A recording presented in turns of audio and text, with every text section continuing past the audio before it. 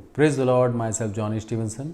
और परमेश्वर का धन्यवाद हो, उसने एक और अवसर दिया आप लोगों के मध्य में एक नया सुसमाचार लेके आने के लिए।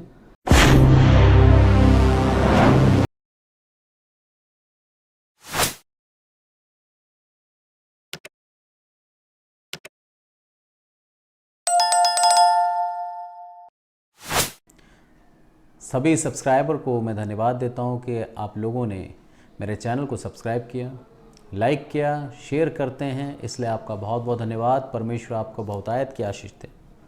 आइए आज के वचन को हम देखेंगे। हबक्कुक एक ऐसा भविष्यवक्ता था जिसने परमेश्वर के लोगों पर हो रहे अत्याचारों के कारण परमेश्वर से सवाल किए। और ये एक बहुत गंभीर टॉपिक है। आप इस चीज़ को सोचिए। दाऊद राजा बोलता है, जब तू तेरी प्रार्थना करे तब तू ये ध्यान रख कि तू पृथ्वी पर है, वो परमेश्वर है, वो स्वर्ग पर है। और यहाँ पर हबक्कुक जो एक भविष्यवक्ता है, और वो डायरेक्ट परमेश्वर से प्रश्न करता है कि प्रभु ऐसा क्यों।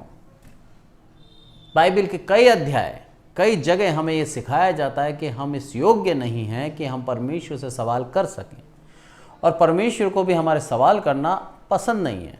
उसके बावजूद यहाँ हबक्कुक सवाल करता है और परमेश्वर इसके सवाल का उत्तर भी देता है। सोचिए, दोनों के बीच में कितना गहरा संबंध है। परमेश्वर कितना प्रेम रखता है इस हबक्कुक के साथ, और हबक्कुक कितना महान समझता है परमेश्वर को। उसके प्रश्न के पीछे एक वेदना है, एक दर्द है। वो ये कहता है कि प्रभु तू सामर्थी है, तू तेजोमय है, तेरे अंदर बहुत सामर्थ है, उसके बावजूद भी तेरी प्रजा इस्राएल के साथ ऐसा अन्याय क्यों।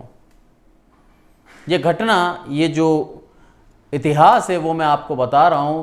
प्रभु यीशु मसीह के आने के 700 साल का अंत होने वाला है, यानी कि 600 साल शुरू होने वाला है, उस बीच की घटना है। इस्राएल अपने अधर्मों के कारण गुलामी में चला गया, और गुलामी बेबीलोन की थी। 70 साल की इन्होंने गुलामी ली। इससे पहले वाले संदेश उसी के ऊपर था। अब ये उसी के आगे ये संदेश बढ़ता है कि 70 साल की गुलामी के बाद परमेश्वर ने इनको कैसे मुक्त करा, कैसे उस गुलामी से हटाया। जब इस भविष्यवक्ता ने पूर्ण विश्वास के साथ परमेश्वर के सामने ये प्रश्न रखे, जिसके अंदर इसकी वेदनाएं थी, इसकी तकलीफ़ें थी, इसके समझ में नहीं आ रहा था कि प्रभु तू इतना महान है, उसके बाद भी तेरी प्रजा के साथ ऐसा क्यों।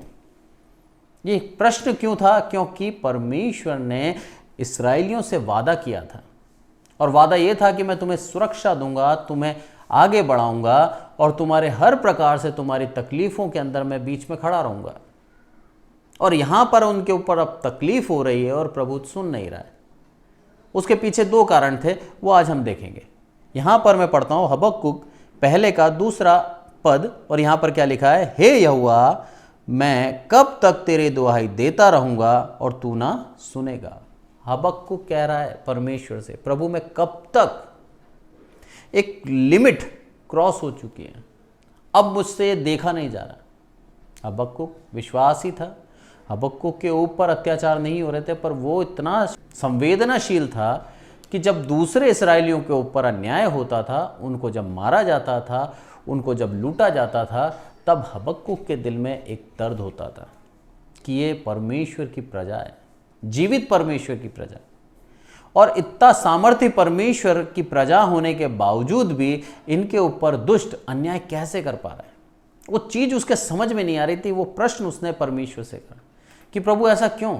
यहाँ पर परमेश्वर को वो नीचा नहीं दिखा रहा है, यहाँ पर परमेश्वर के सामर्थ्य से विश्वास है, और उसका बस ये प्रश्न है कि प्रभु तू सामर्थ्य होने के बावजूद इस प्रजा के ऊपर दुख क्यों। कई बार हमारे जीवन में भी ऐसा ही होता है।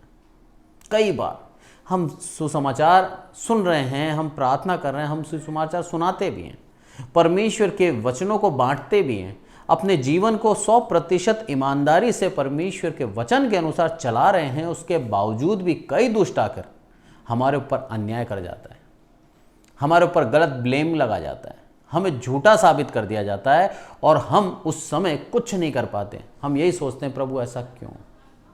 सवाल में कोई गलती नहीं है, पर सवाल के पीछे छिपे संदर्भ में गलती है कि हम सच में किस उद्देश्य से परमेश्वर से सवाल पूछ रहे हैं। क्या हम उसको नीचा दिखाने के लिए कर रहे हैं, या फिर हम ये बताना चाहते हैं कि प्रभु तू सामर्थी उसके बावजूद भी तेरी प्रजा यानी कि मैं, मेरे ऊपर ये दुष्ट प्रबल कैसे हो गया, किस तरह से ये हंसने पाया मेरे पे, किस तरह से इसने मेरी निंदा कर दी। ये चीज़ हम उसकी महानता को देखते हुए यदि पूछते हैं तो हमारे सवाल में कोई गलती नहीं है।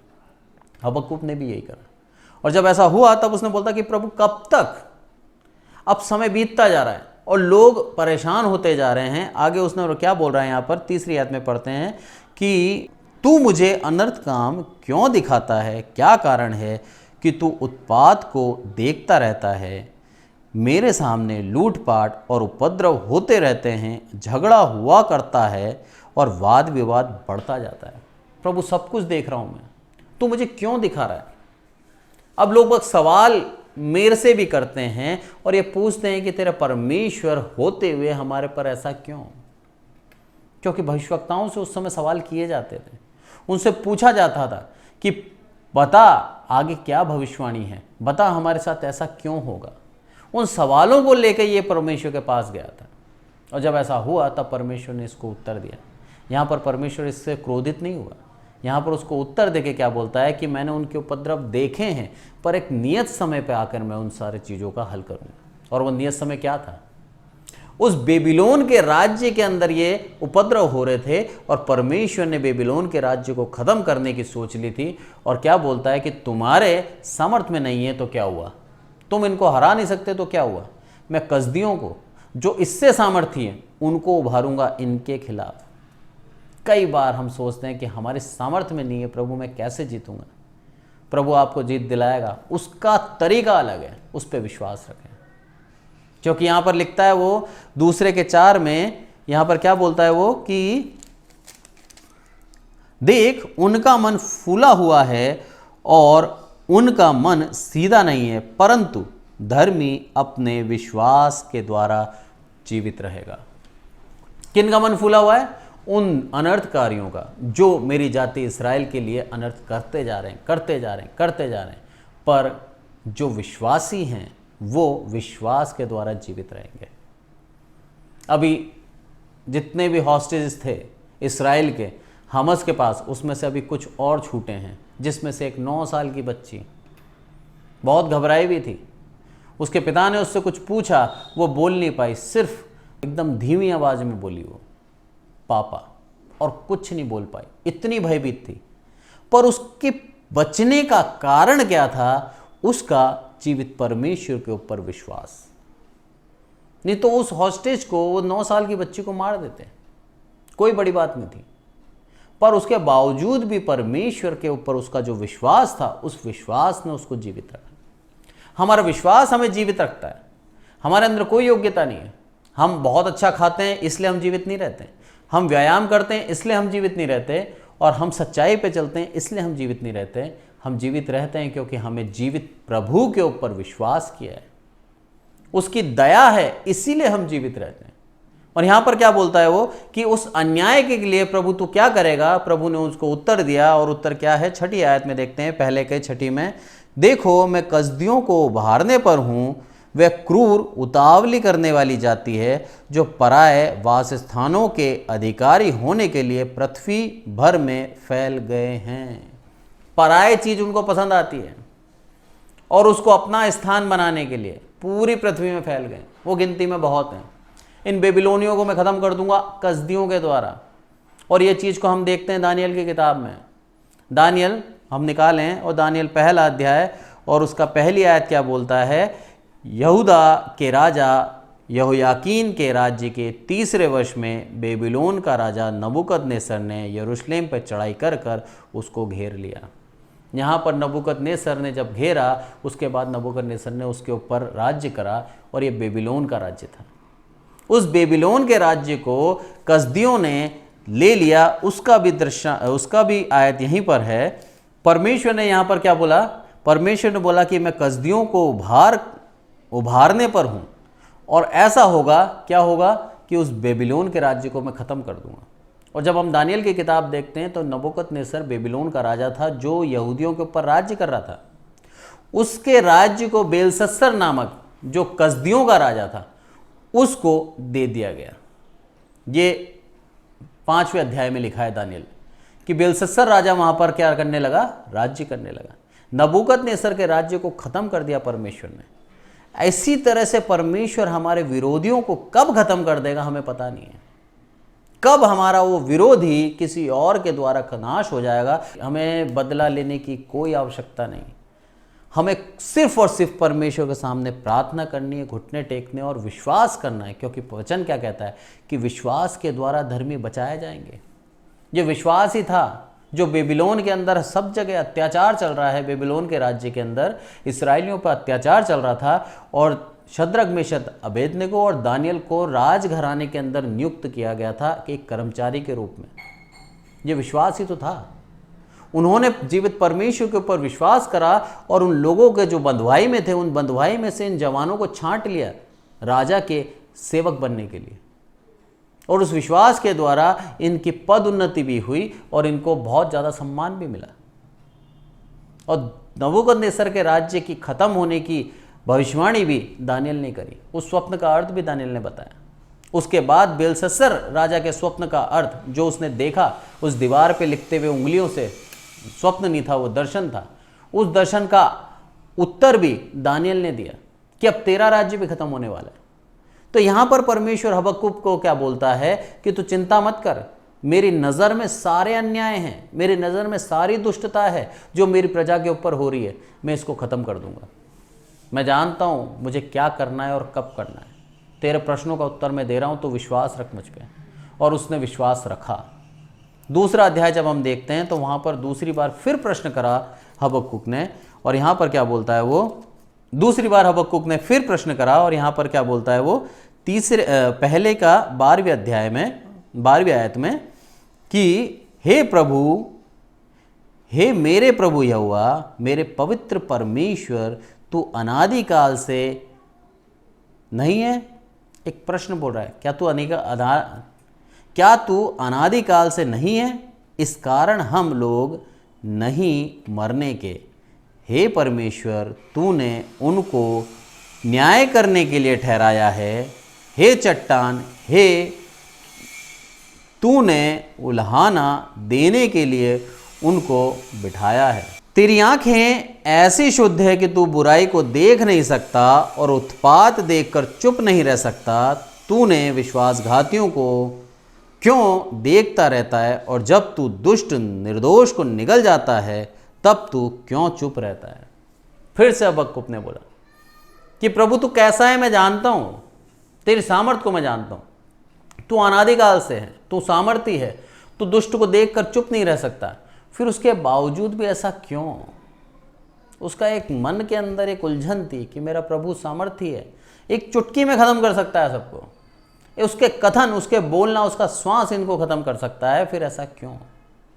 उसको दोबारा प्रभु उत्तर देता है और यहाँ पर हबक्कुक को उत्तर देता है। दूसरे अध्याय के 6ठी आयत में क्या बोलता है, यहाँ पर लिखा है ऊपर हेडिंग, दुष्ट का विनाश अवश्य है। प्रभु बोलता है कि ऐसे दिन आने वाले हैं, जो मैं बोल रहा हूँ वो होना अवश्य है। इसको क्या कर, तू बड़ी बड़ी सहजता से लोग बाग पढ़ लें, दूर से भागते हुए भी पढ़ लें। बोला इतने बड़े बड़े अक्षरों में लिख दे, क्योंकि तुम्हारा परमेश्वर अब तुम्हारा न्याय करने पर है। जब हमें परमेश्वर बचाता है तो हमें उसकी प्रशंसा करनी है, बताना है सबको कि हाँ मुझे परमेश्वर ने बचाया। और यहाँ पर ऐसा ही हुआ। जब हबक्कुक ने दूसरी बार उसको उत्तर मिला और क्या बोला कि ये लोग, 8वीं आयत पढ़ता हूँ मैं, दूसरे का 8वां, यहाँ पर लिखा है, क्या तू उनसे लूटा ना जाएगा? तूने बहुत सी जातियों को लूट लिया है, इसलिए सब बचे हुए लोग तुझे भी लूटेंगे। इसका कारण मनुष्य की हत्या है और वह उपद्रव भी जो तूने इस देश और राजधानी और इसके सब रहने वालों पर किया। बेबीलोन के लिए बोल रहा है, बोला तूने लूटा दूसरे को, अब तुझे भी लूटेंगे। जिस तरह से हम व्यवहार करते हैं दूसरे के साथ, तैयार हैं परमेश्वर हमारे को पलटा देने को तैयार है, यदि हम हमारी उन गलतियों का पश्चाताप ना करें तो। हमने किसी के साथ विश्वासघात किया है, हमारे साथ भी कोई विश्वासघात करेगा। हमने किसी को लूटा है, हमारे को भी कोई लूटा जाएगा। हम किसी के गलत निंदा करते हैं तो हमारी निंदा भी की जाएगी। आप ध्यान रखें, एक मसीह हैं हम, अपने आप को प्रभु यीशु मसीह की तरह पवित्र बनाएं। प्रभु यही चाहता है हमसे। यहाँ पर क्या बोलता है वो कि तूने ऐसा ऐसा किया, इसलिए तेरे साथ भी क्या होगा, ऐसा ही होगा। और ऐसा ही हुआ। उस नबूकदनेस्सर को हटा दिया गया रातों रात और उसकी जगह पर बेलशस्सर राजा बन गया और कसदियों का नया राजा यहूदा के ऊपर राज्य करने लगा, उस जगह पे ऊपर राज्य करने लगा। और लास्ट में अब यहाँ पर हबक्कुक प्रार्थना करके परमेश्वर से क्या बोलता है, उसने क्या करी, प्रार्थना करी। और प्रार्थना में लास्टवी आयत में पढ़ता हूँ, 19वीं आयत तीसरे का, यहाँ क्या बोलता है, परमेश्वर मेरा बलमूल है, वह मेरे पाँव हिरणों के समान बना देता है, वह मुझे ऊंचे स्थान पर चलाता है। सब कुछ बदल दी परिस्थितियाँ। क्यों? क्योंकि हबक्कुक ने पूर्ण रूप से परमेश्वर पे विश्वास किया। बोलता है प्रभु तू मेरा बलमूल है, तू मेरे पैरों को हिरणों के समान कर देता है, मैं छलांगे मार रहा हूँ, मेरे को ऊंचाई पे ले जाता है। यदि हम विश्वास करें परमेश्वर के ऊपर तो दुष्ट कितना भी प्रभावशाली क्यों ना हो, दुष्ट कितना भी बलवान क्यों ना हो, सामर्थ्य क्यों ना हो, हम इस पृथ्वी के ऊपर जीवित रहेंगे। हमें कोई ख़त्म नहीं कर पाएगा, क्योंकि हमारा विश्वास हमें जीवन देता है। और बाद में हम खुद प्रशंसा करेंगे हमारे परमेश्वर की, सच में प्रभु तू मेरा बलमूल है, तेरे द्वारा ही प्रभु मैं क्या करता हूँ, बल प्राप्त करता हूँ, तेरे द्वारा प्रभु मेरा पद उन्नति होती है, मेरे को तू ऊंचे पे लेके जाता है, लोग सम्मान करते हैं प्रभु मेरा, मैं तेरा धन्यवाद देता हूँ। आज के वचन से हम यही सीखते हैं। इसराइलियों की गलती के बावजूद इसराइल के ऊपर परमेश्वर की दया थी, इसराइल से परमेश्वर प्यार करता था। और आज जितने परमेश्वर के पुत्र प्रभु यीशु मसीह को मानते हैं, हर एक से परमेश्वर उतना ही प्रेम रखता है। सारे के सारे परमेश्वर के निज प्रजा हैं और वो अपनी निज प्रजा को कभी भी उपद्रव सहने नहीं देगा। उनके ऊपर कोई भी दुष्ट अधिकारी बन के राज्य नहीं कर पाएगा, क्योंकि परमेश्वर का वचन कहता है कि वो हमको हमेशा न्याय दिलाएगा। आज के वचन से हम सब परमेश्वर की महिमा करें और सच में परमेश्वर का धन्यवाद दें कि हमें परमेश्वर ने प्रेम किया और हमारे ऊपर से जितने भी अधर्मी थे उनको हटाकर परमेश्वर ने हमारे को हमेशा न्याय दिया है। प्रार्थना करें और परमेश्वर के लिए परमेश्वर से यही मांगे कि प्रभु मेरा विश्वास तुझ पर बना रहे, क्योंकि तेरे विश्वास के द्वारा मैं जीवित रहता हूँ। आइए प्रार्थना करें। हे मेरे प्रभु, आपका बहुत बहुत धन्यवाद देते हैं ईश्वर, सारी आदर महिमा आपको देते हैं मेरे प्रभु आज के वचन के लिए आपका धन्यवाद देते हैं ईश्वर। सच में मेरे प्रभु हमारी योग्यता नहीं मेरे प्रभु, आपकी दया से हम जीवित हैं ईश्वर। आपके ऊपर विश्वास किए जाने से हमें उन विपरीत परिस्थितियों के अंदर भी आप आशीषित जीवन देते हैं मेरे प्रभु, ये हम जानते हैं ईश्वर। सच में मेरे प्रभु आपने उस विश्वास के द्वारा उस 9 साल की बच्ची को बचा लिया ईश्वर, और वो बच्ची को वापस घर दिया ईश्वर। आपकी दया आपकी करुणा हमारे साथ है, ये हम विश्वास करते हैं ईश्वर। हर एक प्रकार से मेरे प्रभु दुष्ट की कामनाओं को निष्फल करना ईश्वर, और जितने भी ये वचन सुनते हैं मेरे प्रभु सबके जीवन में एक शांति देना ईश्वर, सबको मेरे प्रभु एक नया विश्वास देना ईश्वर की, ताकि दुष्ट इसके ऊपर कितना भी अन्याय करता हो या कर रहा है या करने वाला है, हर एक बात में मेरे प्रभु ये आपका वचन लेकर स्थिर खड़े रहें ईश्वर, और आपके ऊपर पूर्ण विश्वास करें, क्योंकि आपका वचन कहता है जिन्होंने आप पे विश्वास करा उन्होंने कभी भी निराशा नहीं पाई, उनको कभी भी धोखा नहीं मिला ईश्वर। मेरे प्रभु आपका वचन अटल है ईश्वर, और आपका वचन ताया हुआ है मेरे प्रभु। सारी आदर महिमा आपको देते हैं, प्रभु यीशु मसीह के नाम से मांगते हैं, आमीन। Praise the Lord.